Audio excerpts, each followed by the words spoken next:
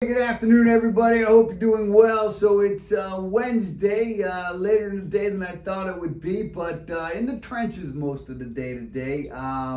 Team crushing it, doing what they do. Every once in a while, a little overflow, and I have to dive back in, right? So today I had a couple of deals. One of them is what we call an escrow holdback. So appraisal came in, and it was an FHA loan, and it notated a few repairs that needed to be done. So in order to accomplish that, we were doing what they call an escrow holdback, meaning the seller was willing to pay for it out of the proceeds, but they didn't have the money or they weren't going to do it prior to closing. So we build that into, hey, this costs this much money. We collect 50% over that. So, if it was $3,000, you go, okay, I need $4,500 just in case any overruns.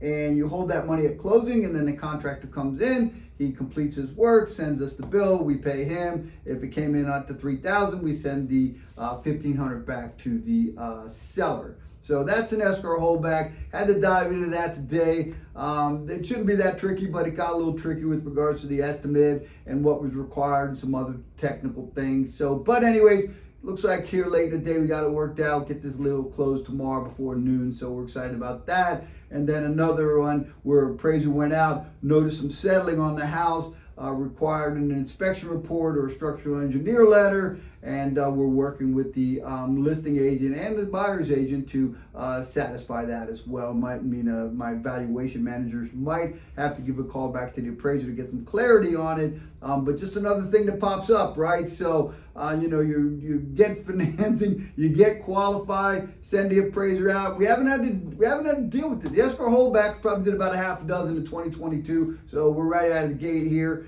in 2023 with our first escrow holdback. And then the structural engineer thing, we had one last year on a manufactured home where the whole bottom was kind of gutted, so we needed to make sure it wasn't going to fall down around itself.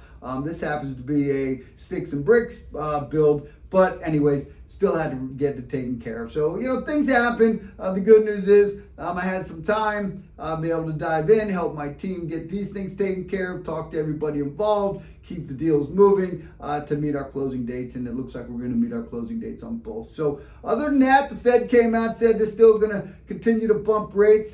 This morning on Bloomberg, one of the Fed chairs was saying, hey, looks great. We're not really worried about the labor number. We're still concerned about inflation, but it looks like the global economy is starting to heat back up a little bit, and that the U.S. economy is a little bit more resilient than we thought it might be. And then around 2 o'clock, the Fed chairman came out and said, hey, we're still going to keep bumping rate until we get inflation under control. So the 10-year was here. Then it started going here. It's like, yeah. And then it went back to about here. Still didn't go all the way back to where we closed last night. At 3,925, we closed last night at 3,956. So still gained a little bit today. So we'll see what the next couple of days brings us. But other than that, if you have any questions with regards to mortgage, it's 404-915-6834 or glickmortgage.com. Have a fantastic evening.